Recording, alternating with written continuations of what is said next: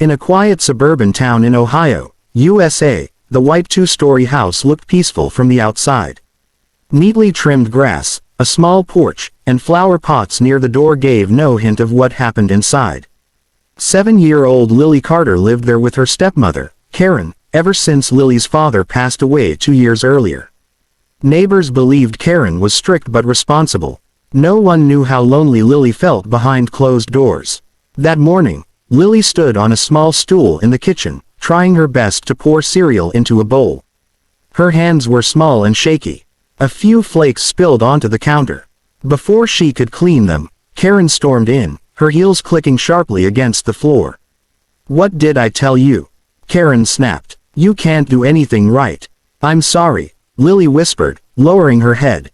Karen's frustration boiled over. She grabbed the milk carton from the fridge, her grip tight with anger. Without thinking twice, she tipped it over Lily's head. Cold milk soaked Lily's hair, dripped down her face, and splashed onto her dress. The kitchen fell silent except for the sound of milk hitting the floor. Lily didn't scream. She didn't cry. She just stood there, frozen, her eyes filled with fear and confusion. She had learned that crying only made things worse. Karen crossed her arms. "Maybe this will teach you to be careful," she said harshly. At that exact moment, the front door opened. Karen froze. A tall man in a navy blue suit stepped inside, holding a leather folder. His name was David Miller, a well-known millionaire real estate investor from New York.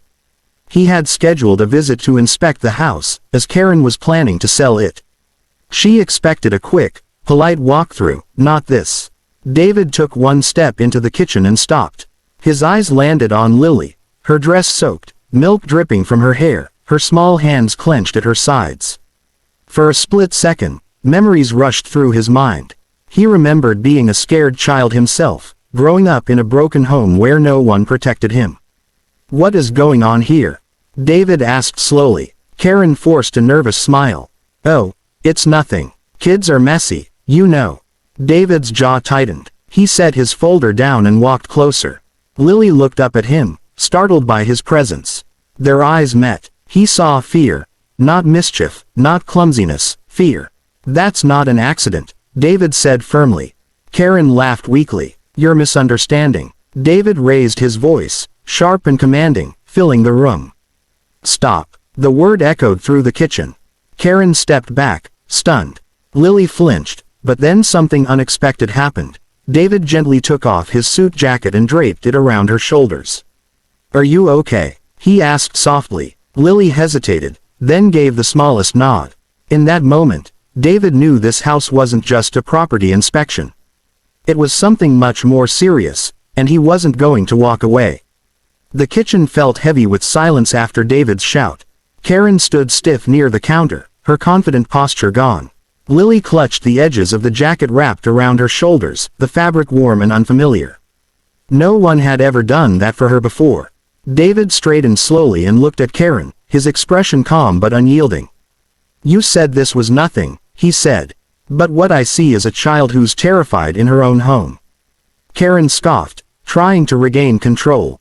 "You're overreacting." She spilled cereal. "I was disciplining her." David shook his head. "That's not discipline. That's humiliation." He turned back to Lily and crouched so they were eye level. "What's your name?" he asked gently. Lily," she whispered. "Lily," David repeated, smiling softly. "Did you get hurt?" She shook her head, then paused. Her eyes flicked toward Karen, fear tightening her face. David noticed immediately. "It's okay," he said. "You're safe right now." Karen interrupted sharply. "Sir, this is a family matter. You're here to inspect the house, remember?" David stood up and picked up his phone. "I am. And I'm also here as a human being." He stepped aside and quietly made a call, speaking clearly but without drama. He reported what he had witnessed, giving the address and requesting a welfare check for a child. Karen's face drained of color. "You can't do this." "I already did," David replied. Minutes later felt like hours. Lily sat at the kitchen table while David stayed close, making sure Karen kept her distance. He talked to Lily about school, about her favorite color, about cartoons she liked. Slowly, her shoulders relaxed. For the first time that day, she felt seen. When the knock came at the door, Karen jumped. Two Child Protective Services officers entered, calm and professional. They spoke with David first, then with Karen, and finally with Lily in a separate room. Lily answered quietly, but truthfully. By the end of the visit, the decision was made.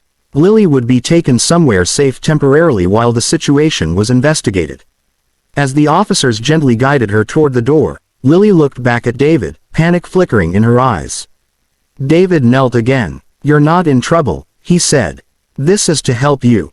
I promise." She nodded slowly. Weeks passed. David couldn't forget Lily. He followed up, ensuring she was placed with a caring foster family. Quietly, without press or attention, he covered her school supplies, clothes, and counseling. He didn't do it for praise. He did it because someone once should have done the same for him. One afternoon, David received a drawing in the mail. It showed a little girl standing under a big umbrella held by a tall man. On the back, in uneven handwriting, were the words, "Thank you for saying stop." David smiled, knowing that sometimes, changing a life begins with refusing to look away. 3 months later, spring sunlight filled a small community center in Columbus, Ohio. Laughter echoed from the hallway where children were painting and reading. Lily sat at a round table, carefully coloring a picture of a house with a big tree beside it. Her hair was neatly braided now, her clothes clean and bright. Most importantly, her eyes no longer carried constant fear. The investigation had confirmed what David already knew. Karen was no longer allowed to be Lily's guardian.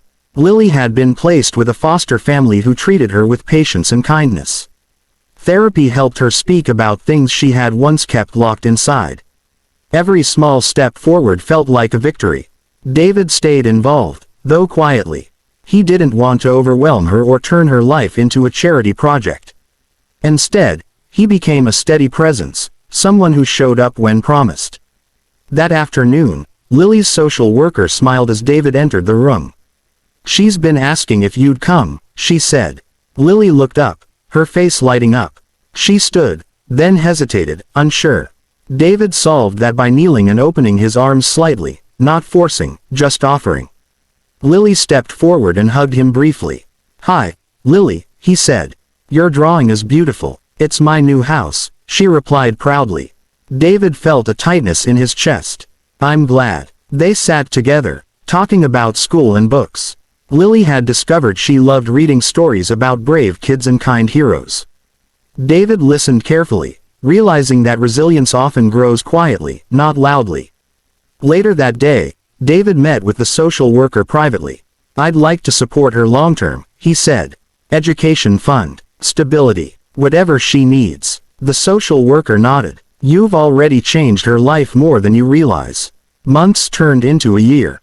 Lily thrived. She laughed more. She made friends. She learned that mistakes didn't lead to punishment, only learning. On her 9th birthday, David sent a gift, a book with a note inside. "Always remember, your voice matters."